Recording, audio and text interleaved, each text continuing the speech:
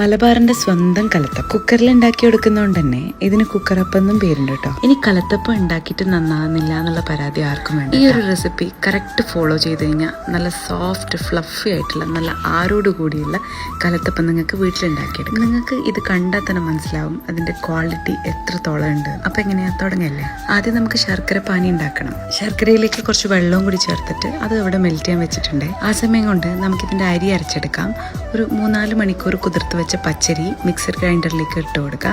അതിലേക്ക് ഏലക്കയും ചെറിയ ജീരകം, അതിലേക്ക് കുറച്ച് ചോറും ഉപ്പും വെള്ളവും കൂടി ചേർത്ത് നല്ലപോലെ അരച്ചെടുക്കാം. ഇനി കുക്കർ എടുത്തിട്ട് അതിലേക്ക് വെളിച്ചെണ്ണ ഒഴിച്ച് കുറച്ച് തേങ്ങാക്കൊത്തും ചെറിയ ഉള്ളി ഒന്ന് വറുത്തെടുക്കാം. ഇനി അരച്ചു വെച്ച അരി ബൗളിലേക്ക് ഒഴിച്ചു കൊടുത്ത് ശർക്കരപ്പാനി ചൂടോടുകൂടെ ഇതിലേക്ക് ചേർത്ത് കൊടുക്കണം കേട്ടോ. ഇനി അതിലേക്ക് ഒരു 1/4 ടീസ്പൂൺ ബേക്കിംഗ് സോഡയും കൂടി ചേർത്ത് പെട്ടെന്ന് തന്നെ ഇതൊന്ന് മിക്സ് ആക്കി എടുക്കണം. ഇനി നല്ല ചൂടായ കുക്കറിലേക്ക് നമ്മൾ വറുത്ത് വെച്ച കുറച്ച് തേങ്ങാക്കൊത്തും ഉള്ളിയും കൂടി ചേർത്ത് അതിലേക്ക് നമ്മൾ ബാറ്റർ ഒഴിച്ച് അതിൻ്റെ മേലെയായിട്ട് ബാക്കിയുള്ള തേങ്ങാക്കൊത്തും ഉള്ളിയും കൂടി ചേർത്ത് കുക്കർ അടച്ച് വെച്ചിട്ട് ആദ്യത്തെ 1 മിനിറ്റ് ഫ്ലെയിം മീഡിയത്തിലാക്കിയിട്ട് കുക്ക് ചെയ്യാം. എന്നിട്ട് ഫ്ലെയിം സിമ്മിലാക്കിയിട്ട് ഒരു 10 മിനിറ്റ് കുക്ക് ചെയ്തെടുത്ത് കഴിഞ്ഞാൽ നമ്മൾ കലത്തപ്പം റെഡി. ഇതായി കഴിയുമ്പോൾ കുക്കറിൻ്റെ വിസിലിൻ്റെ ആ പോർഷനിൽ എയർ ബബിൾസ് വരും കേട്ടോ.